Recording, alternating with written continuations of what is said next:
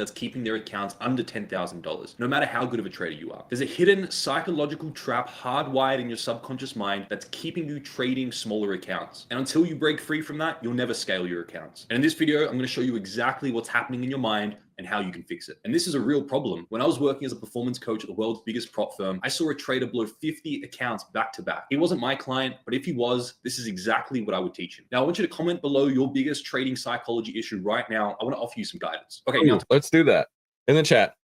What is your biggest trading psychology issue? I'll give you mine that I dealt with for years, And so in the process of what I teach every day, I try and help you with something that I struggled with. So in the chat, tell him what, well, in the chat of this video, obviously, tell me what your biggest trading psychology issue was. My biggest one was that I would make this plan and I couldn't stick to it. I would make a plan to get in, I would make a plan to get out. But when there was pressure, right, when something wasn't working in my direction, wasn't going the way that I wanted to see it, I would abandon the plan. I would say, maybe this isn't for me. I'll give it another 50 cents. I'll give it another $1. I don't know how many times I sat there, and you probably did too. This is my personal issue that I struggled with. Let's go to AMD. Right. I would say, okay, I'm going to get out when it gets to 10 at the bottom of this candle at 106.79. I'm going to get out right here. And then 106.79 would come on this day. And I'd be like, well, what I actually meant was 106.50, 106.50. And then it would blow through 106.50. And I'd be like, well, what I really meant to say was 106.0. And of course it would blow through that. And then the next day, I'm like, I'm going to give it one more day. Maybe the next day, maybe tomorrow it'll bounce, right? Maybe tomorrow it'll bounce. And then of course it didn't. It got down to 104. And I'd be like, okay, listen, I'm going to give it one more day. I'm just going to see, just putting it out there. Maybe it'll turn around. And then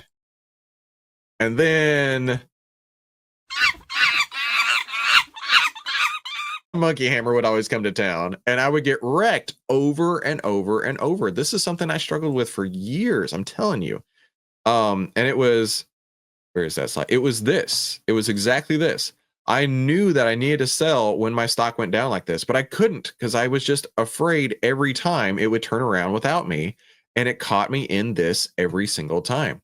Now, to add fuel to this misery here, to add fuel to the raging inferno that I was dealing with, was I was selling calls, or I was selling puts in this case, right? When the market's going down, you need to be selling puts because it always goes back up, right? No.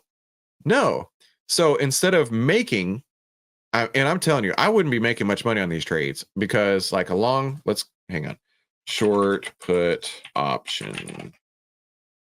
Because the way that these work is, here we go, great example. Open image in new tab, is I would make potentially not 500, but maybe $100, maybe $100 per strike, or I'm sorry, I should say per contract. So it would be more like 100 per contract, selling it for $1. But my losses would just get eaten up and eaten up and eaten up. So for example, if I sold it for $1 and then AMD went down, I wanted it to stay above 106.83, and then it got down to 100. I'm now out like $500. So I've lost 5 times more than I could have ever won on the trade. This was a struggle that I had because when you sell options, they have an expiration. And this is the insidious nature of selling options, because they give you the hope that, hey, I've got 2 weeks, I've got 4 weeks, I've got 45 days, whatever. I've got the hope that it'll come back during that time. And because I had the hope that it would come back during that time, I would let it stay because I had the justification in my mind of, hey, I've got weeks to let this play out. But what would happen is it would be exactly the situation where it would just keep on going down, keep on going down, keep on going down. And I struggled so hard with this because I'm like, how in the world can I be the one person who, when they say selling options is the easiest thing ever, that I lose money? Not all that often. I win 83% of the trades or something like that. But when I lose, it would be 5 to 10 times as much as I would win on a single trade. And then I would have to go back and battle against my own trading psychology, battle against the market because it was only going down. And there was just one day of clarity when I'm like, why do I keep selling these options and losing all this money? Why do I keep counter trend trading? Because these people that I followed on the internet were contrarian traders. Why do I continue to do this? This sucks. I hate this. Trading is not fun when you win 80% of the time, but the 20% of the time that you lose, it's 10 times bigger than all your wins. I'm so passionate about how awful selling options is because I just got wrecked with this over and over and over. And it's because A, I couldn't follow my own plan on when to get out. And B, with these options, they give you the hopium that it's going to turn around and come back. And for me, it was devastating. 1 loss out of 10, 2 losses out of 10 would continue to just evaporate my account day after day after day. Sorry, I got a little passionate there. Pardon me. Good to see you, Mikey Mike. But let's see, like, good morning, Brett. Taking profits too early. Peter says that. FOMO, of course. Arthur says, I don't want to see red numbers on exit. Yeah, right. It's like, I don't want to get out because if I get out and I book a loss, then I have admitted I was wrong. And that can be really hard. That can be exceptionally hard. And it doesn't mean that you're a bad person or a bad trader. It just means it didn't work out. But in the moment, Arthur, right? Didn't it feel like, dude, this sucks. I hate this. I don't want to prove myself wrong. And that's what you have to do sometimes, unfortunately. Too scared of doing options. You know what? I get that. Bjorn says holding losers, patience to follow his plan. Patrick says, I still don't understand the market well enough and can't pull the trigger. Right. I get that. The fear of losing, I completely understand that. And that's actually why I like to trade live. So you guys can see, like, there's nothing wrong with losing. There's absolutely nothing wrong with losing. In fact, I saw this quote, right? There's no shame in losing money in the trade, right? But to hold on to a loss and let it get bigger and bigger, or even worse, to buy more is amateurish and self-destructive. There's nothing wrong with losing money. I mean, it sucks, but if you know where your risk is, I get that, dude. I totally get it. And this is Mark. This is one of my mentors here. David says impatience, closing out of positions too soon because I've been spoiled by huge moves. And just thinking like everything else is going to be a huge move, right? I get that. Disrick says holding too long, failure to stick to a plan. Robert says taking profits. Hans says I described this issue exactly. Right. I'm just like you guys. It's crazy to think I just am. Patrick, I always want one more data point. Yeah, I get that. Hey, Deus Ex Machina Motorsports.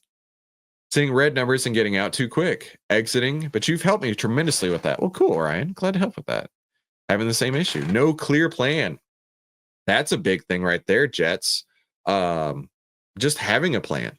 Right? How many people get in the market with no plan at all? They're just like, oh, stocks go up, I buy, right? But what separates the best from the rest is even just having a plan, right? Where I'm going to get in and where I'm going to get out and why. But then if you can make that plan, holding yourself accountable to do that. Matthew says same. Ice Hot says the entry due to the possibility of losing money at that point. I get it. During your recorded YouTube show, could you please say hi to Bugsters 777? My granddaughter would love it. Eric Brown, dude, you tell Bugsters 777 that she is a rock star. I'm so happy for her, and I hope that she has the greatest Friday and the best weekend of her entire life. And I'm a big fan of hers. Bugsters 777, like, I'm a huge fan. James, problem is having confidence in my analysis and executing when it lines up. I always feel like I need more confirmation. And after I don't execute, the stock goes the way I thought it would, right? And that's the thing too, is sometimes the stock is moving your direction and you're totally right. And you're going to have to pay extra for it, especially with options, right? And you saw me doing it just the other day. Like I had to chase my price up or I have to chase my price down to get out or get in because that's just how the market's going, right? If the market's moving in your favor, you're going to have to pay up for it. And it sucks, right? But there's a great story in the Orange Book, How to Make Money in Stocks by William O'Neill. He talks about, and William O'Neill is one of the market wizards. I didn't work with him personally, but one of the market wizards. He talks about how if your stock is going the way you want it and you don't decide to pay up for it, that can be huge regrets, right? Because it's money that you would be making that money, but you didn't want to pay the extra 15 cents, right? The extra 50 cents to get it into the stock. So I know exactly what you're talking about. JG says, I was up 110% on NVIDIA calls, ended up losing 25% because of FOMO and greed. There you go. Just too emotionally attached to a trade, thinking it has to go. It should go up, right? The most dangerous word in all of finance. It should do that. Hubert says, keep holding that bag. Nate and Shane says, you stated it perfectly when you said picking up nickels in front of a steamroller. That was me. I was the guy who's like, oh, look at all these nickels. I'm going to pick them up. Blah! And just get completely murdered. Jennifer, this sounds familiar. Yeah, Brett, exact same thing. Really cool. I'm excited that you guys were all sharing all these. And Daniel said it right. It's okay to make mistakes. It is a-okay to make mistakes. There's nothing wrong with making mistakes. The wrong part is not moving on from those mistakes. It's like driving down the road from Dallas to Disney World. This is my new example. It's like driving down the road from Dallas to Disney World, and you get off at the wrong exit, and you're like, I'm just going to keep on going. And you end up in Wyoming. Right? And your kids get out, and everybody's like, all excited, like, where's Mickey Mouse? And you're like, well, there's a buffalo. There's this geyser thing over there. And they're like, Dad, what the frick? Right? It's exactly that. It's taking the wrong exit and then not realizing that and then fixing the problem. Right? It's exactly that. To explain why your trading accounts will always be stuck below 10,000 and you'll never be able to trade 6 figures or multi-6 figures or even 7 figures, I want to use an analogy that I think everybody would understand. Now, when you're dating and you're going in the dating market looking for a girlfriend or a boyfriend or a potential wife or husband, there's a particular dynamic that goes on in social psychology that's really important to understand. I think everybody intuitively understands it. Let's imagine you're in the dating market and you're down here and you have a look and you find an individual that you find incredibly attractive and you're head over heels for this individual. And now you become a little desperate and you really, really want to date that person. What you're communicating in that moment is that this person is more valuable than you are and they have something that you can't provide for yourself. And what you do consciously or unconsciously, but you can communicate it to them, what you're doing is you're putting them up on a pedestal and you're minimizing yourself. That becomes the dynamic. It becomes self-minimization, other exaggeration. And what you do is you communicate desperation, and what you also communicate to them is that they can do better. Because now through your desperation, through your actions, maybe you text them too quickly, maybe you're incredibly desperate to catch up with them right away. What you're communicating to them is that they're incredibly valuable. And as a result, you relative to them, you're lower than them in their mind. So they automatically think they can do better. So I think everybody understands this desperate, needy mentality of needing someone communicates that they're more valuable than you. And the dynamic becomes them up on a pedestal, you in the pit. And in their mind, they now know their worth and they feel like they can do better. So although this is not a dating channel by any means, one thing that will kill your dating life is this desperation. Because when you're desperate for them, you're also communicating to them that they're much more valuable than you are. And everybody in the dating... Dude, I couldn't imagine being in the dating scene right now. I met my wife when I was in college, literally before college started. And because I was in the college band, we had band camp. We had band camp about 6 weeks before school actually started. And my wife said that when she saw me, she knew instantly that I was the one. I didn't even know her. I didn't know her until October of my freshman year of college is when I actually started to get to know her. So I couldn't imagine being out in the dating world at all. I'm so far removed from that. Dating market wants a match. You want someone that you feel like is on your level. And we literally use language like this person is out of my league in dating. So I want you to remember this analogy because guess what? It's the exact same with money. It's the exact same with funding. And it's this subconscious idea that is keeping your trading accounts below 10,000. So now whenever you go for funding, what's happening in your mind is you've got funding way up on a pedestal. You're in love with the idea of what you think funding can provide for you. And you've exaggerated it. You've exaggerated the benefits without seeing the drawbacks. And you've put it way up on a pedestal, which means you minimize yourself in turn to the funding. And what you're literally communicating to the funding and you're communicating to yourself is that I need this thing. I'm desperate for this thing. And in communicating that to yourself, you're also communicating to yourself that you're not on that level. You're not valuable enough. So whenever we put the funding or anything up on a pedestal and we're only aware of the benefits without the drawbacks and we're exaggerating what we think that funding can give to us and provide to our life, we're minimizing ourselves in our current state. And this is the exact mentality, whether you're consciously aware of it or not, that will keep your trading counts below 10,000. It will mean that every time you go for funding, you don't even on a deep level feel worthy of it. And if you do... I have to pause this because the crazy hot matrix is so real. Yeah, I appreciate that. That was a good comment. Fluke passing a funded challenge, there's no way you're going to be able to sustain it, because now you're highly infatuated with it and now you fear the loss of it. And all of a sudden there's more stress and there's more fear in your trading, which takes you away from your trading plan, and you'll inevitably lose this funding. The only way to get funded and sustain funding is to, in your mind, feel like you're on the same level as that funding, and not to put the funding up on the pedestal, to take it off the pedestal, to see it for what it is and feel like you deserve that, you're deserving of that. Just like in dating, the only way to sustain a relationship with someone, a true loving relationship, is to not have them up on a pedestal, not have them in a pit, but to see that individual for who they truly are. That individual has two sides to them: a happy side, a sad side, a positive side, a negative side, an upside, a downside, and love both sides of them so that you have a true match in that moment. And you don't feel above them or below them. You feel like they're a match, they're on the same level as you. That's the only way to sustain a true loving relationship or a friendship, a dynamic. And it's no different with your funding. You have to feel worthy of trading that funding. And you have to feel like you're resonant on that level of capital. Otherwise, there's going to be fear, the fear of losing that, and the fear of taking. This is interesting because when it was a while ago, I'm saying months and months ago, I made a video. I've made 2,000 videos on YouTube before you ever heard of me, by the way. So I'm as open book as it comes and transparent as it comes, and nobody's going to catch me on anything because I've been doing this for way too long. There was a video I made a while ago, and honestly, I don't remember. Otherwise, I'd point you to it, where I talked about how whenever you come into some money and you want to start trading it, it's actually not best to just throw it all in. So imagine for a moment that you unfortunately came into some life insurance money, and as exciting as that is, you're like, oh, I want to go trade it. Dude, like my grandpa died and he left me $500,000 of life insurance money. So I'm going to take that money and I'm going to turn it into 500 million, right? Dude, could you imagine getting $500,000 of life insurance money? That'd be so sick, right? I'm going to go trade it. The problem though, is what he's saying right here is that you aren't mentally ready for that balance, especially if you've never even traded $5,000. And when I made that video, I was saying, take your full account balance, take that 500,000, and then maybe trade with 10% a month. Get used to that. Get used to what it feels like to win on $5,000 or $50,000, whatever the case is, your small balance, the 10% of it balance. Get used to what it feels like to win on that, but also get used to what it feels like to lose on that. Get used to that feeling of, hey, I won $1,000, and hey, I lost $1,000. And then once you're comfortable with that, maybe a month, maybe 2 months, double it and go to 50,000, or I'm sorry, 100,000 or 10,000, right? So you're double your first month, and then try that feeling, because you may have been fine with winning and losing $1,000, but you're not fine with winning and losing $2,000.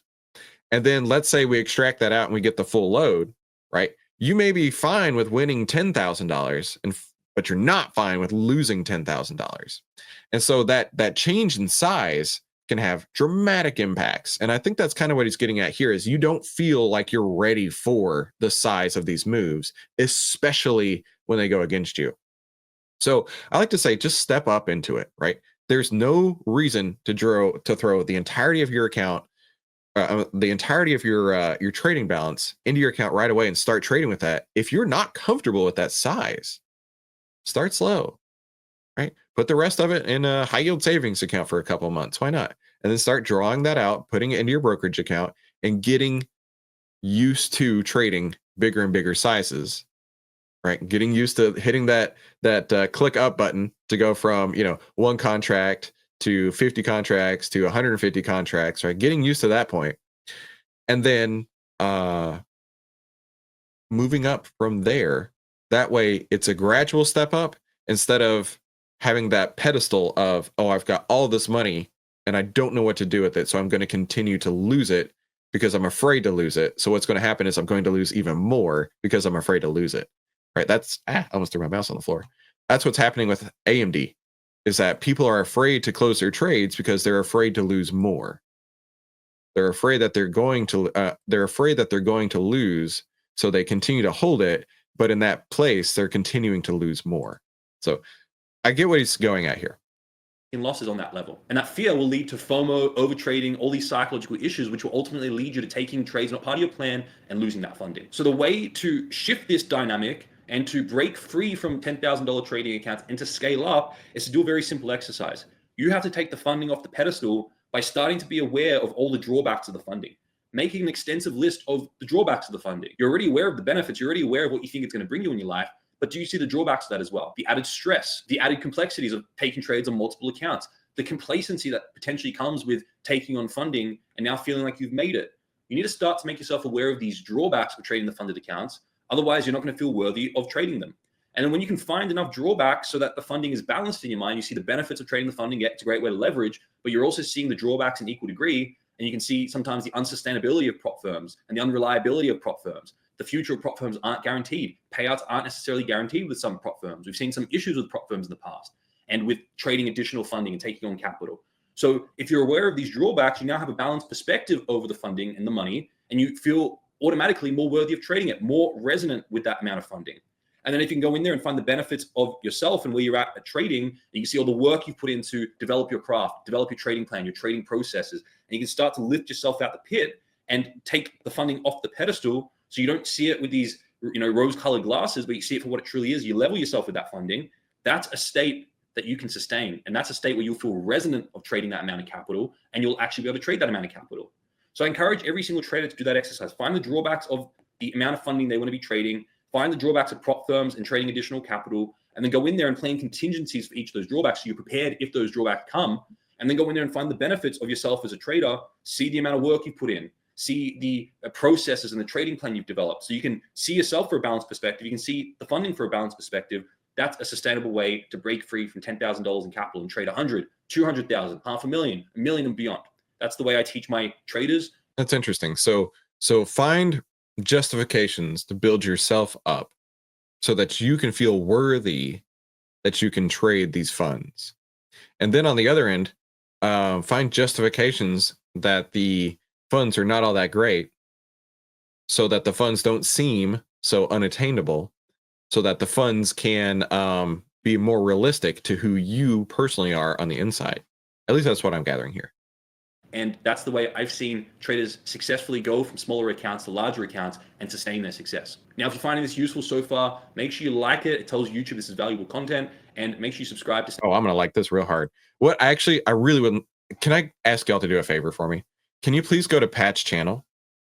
I'm being 100% serious, and like any of his videos. No, I mean like it. Don't hey, like it, pick a video. No, please go like any of his videos and leave a comment. I noticed that he replies to a lot of comments, and if we kind of swarm him, that would be really cool. Because I do want to work with Pat. I think Pat would be outstanding as a recurring guest here on our channel. So please go over to Pat's channel and say Chris from Outlier wants to work with you. If you could go over there, post a comment like this: Chris from Outlier wants to work with you. That would be super, super cool. He probably doesn't care who I am.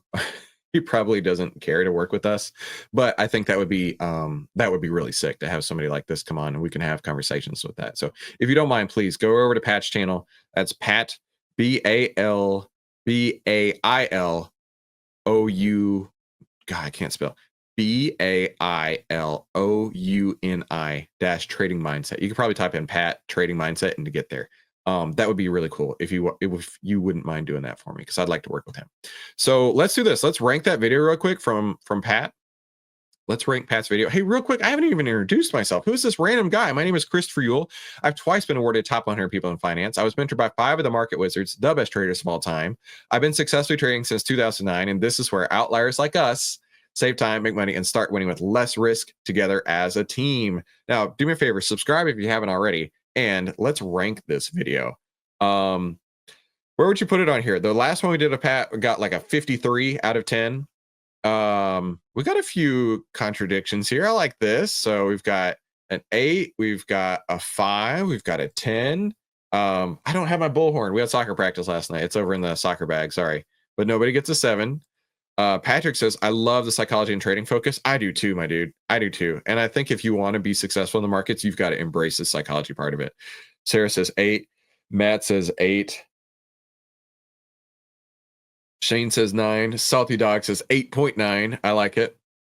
I'm going to throw it in the, I'm going to throw it up here in the, let's go 8.5. Can we make a deal on 8.5? Fake it till you make it. Manifestation. Dude, that worked for me. Fake it till you make it. Legit. All right, let's get a little screen grab of his thumbnail. And let's put it here. I'm going to throw it in at 8.5. I think that is a solid score between everybody. So I think that's awesome. And like I say, if you don't mind, please go over to his channel and say specifically, this is what I'd like you to say. Chris from Outlier wants to work with you. That would mean a lot to me if you wouldn't mind doing that. It would also mean a lot to you if you picked up the annual pass for just 82 cents a day. If you are on the monthly trial, just shoot us an email and we'll take care of the rest. But let me ask you a question. What do you think? Let's go over here. I started doing this new thing with polls, and I want to ask you a question. I'd like you to vote, and we can look at the voting results in just a moment. But what do you think? If trading feels hard, is it due to a lack of preparation, or is it just the nature of the game? So do me a favor, go vote over on the channel real quick. It's only hard if you're unprepared, or trading success is never easy. Don't let my opinion. But what do you think? If trading feels hard, is it due to a lack of preparation or just the nature of the game? So go vote real quick. We'll come back to that in just a minute. And in the meantime, put your stocks in the chat. Let's go. Put your stocks in the chat, and we'll see how you voted on that in just a couple minutes. Put your stocks in the chat, and let's go look at a few of them. Let me close a couple tabs here to get ready for some stocks, some stacks. Okay, I feel like we're good to go. Verx. This was the one from earlier, right? Thank you for putting it in again. VERX. VERX. Oof. Or you? I hope you're short, Verx, because this is brutal. Market just opened like 5 seconds ago. So Vertex. You got your 10 under 20, price under the 50. You've got an order block down here around $30.50. So you've got some room. Got about 7%. That'd work. Let's go into Outliers, see if we cover that. We cover 2,500 stocks in Outlier. Verx. And so Verx, let's look at the analyst ratings while this loads up.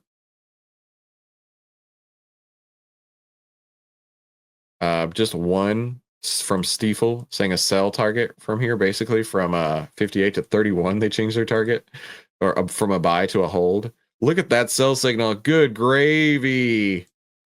Nail the absolute top on that one, it looks like. Looks like the sell signal came on January 28th, and good gravy. And look how fearful it is, too. The heat map is at a R50 right now. This is the most fearful that I can possibly get. So if it's the most fearful I can possibly get, might be time to close it short. Might be time to close it short. But I mean, that is gorgeous. If you're short Verx, then awesome. If you're long Verx, sorry. Jets, I asked Pat to join us and subscribe to his channel. Thank you, Jets. I really appreciate that. And then Matthew Hadley this morning. Both are true, but preparation is something in your control. No joke. Tau Beta Sigma, let's go. Based on the way your combo, you were in Tau Beta Sigma. So was my wife. My wife was the TBS president, and I was in Kappa Kappa Psi. Yes, I really was. That is so cool, Laura. We have a lot in common right there. So glad that you're here, my friend. Let's go to the next one. RKL. God, I am like dyslexic this morning, like crazy. RKLB. There we go. Awesome. Rocket Lab. I always think this is Roblox.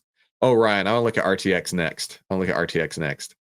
Okay. Roblox, not Roblox. Dang it. I am all over the place. I had too much coffee, I think. We got the 10 under the 20, price under the 50. Definitely a bearish trend. It's got earnings, looks like yesterday, so it's sold off from earnings by 13% at this point. Yikes. Let's look at it inside of Outlier. I'm going to type it right this time. Watch. RKLB. Let's go. Got it right the first time. So Rocket Lab, outlook disappoints, but SpaceX style growth is still ahead, says an analyst. So looking in here, we got a buy signal. Wasn't obviously the best buy signal ever. Like sometimes that happens, and that's why you have to be market aware. And looking at this, right, we can see the fear is like growing quickly. It's down at a heat map value of R26. The whole sector in industrials is also getting more fearful. So Rocket Lab, which is not Roblox, which I don't know, I continuously get those mixed up, is a beautiful short to me. I would not hold this long at all. But let's look at RTX from Ryan. I used to work at RTX, formerly known as Raytheon. I worked in finance there, and my projects were the Predator and Reaper drones, the missile targeting system. I'll even show you what I worked on. Predator drone. Let's go to images. This little doodad down here, that is a MTS-A. That's a missile targeting system A. So my projects were on these different missile targeting systems. This is an MTS-B. You can see it has a much larger aperture. Aperture is the big word for, oh, hang on. That did not work like I wanted. Hold tight. Reset. Open image in new tab. Okay, so this is an MTS-B right here. You can see the larger aperture right there. So it's really cool, right? If you've ever seen one of those military videos where it's showing like the target locked on an object, and you know it's like black and white. It's got the white hot. What is a white meaning hot? When it says white hot, that's what it means. The FLIR cameras type things. Those are embedded inside the missile targeting systems right there. And the project that I worked on, I had to have a secret level of military clearance to get to that. But it was really cool. I hated the bureaucracy of working at Raytheon, but I love the projects that we got to work on. But I will tell you one thing: these cost about $30 million each.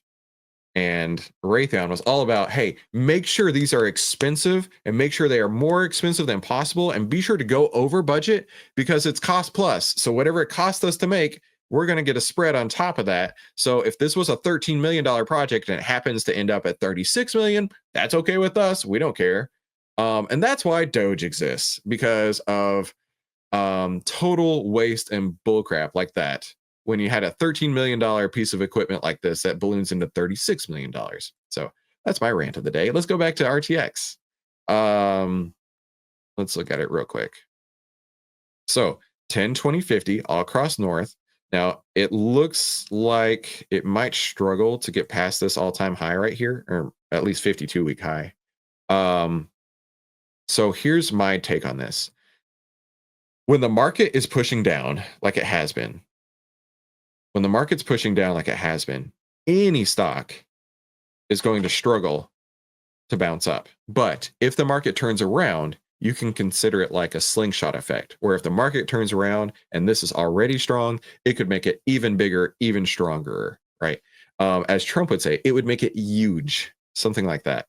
So while this is a great setup at this point right here, with the market weighing it down, it might be a struggle to make this one work. So great one, and thank you for allowing me to share a little bit of my history. John wants to look at LLY. So it monitors changing market conditions, news, price movements, and the economy. It's not just price, it's all kinds of other stuff that's built into it. I used to like recite this every day, and I thought that was too wordy, so that's why I don't recite that anymore. Let me go to the slide deck over here, because I want you to start considering this as part of your trading plan, right? I have no expectations for the trade. I'm going to go from A to B, and I have no expectations if I'm going to make money or if I'm going to lose money. I'm just going to follow my plan. Either I get out because I get a signal, or I continue to hold because I don't have a signal. I don't have a profit target. I don't know where it's going to stop going up, and I don't know where it's going to stop going down, but I know exactly how much risk I'm willing to take. And you just plan to get out when one of the exit signals happens, right? These are my exit signals. That doesn't necessarily mean that you have to follow them, but that's just the way that I would definitely, I would take a step back and say, okay, where would I get out? And can I hold myself accountable to do that one thing? And then, Sarah, I think you're going to be great, right? This is what separates the best from the rest. I saw somebody asking for the master key. Here you go. This is the master key.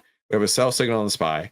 We have a bearish market trend. We have bearish market breadth, and most of the sectors are bearish as well on breadth. So be sure to tell me in the chat what you're trading, and come back tomorrow where outliers like us will help you save time, make money, and start winning with less risk together as a team. Now, YouTube is going to pop up a couple recommended videos. I recommend you watch one of them, and I also recommend you have a fantastic day and come to this afternoon's live stream, and I'll see you there.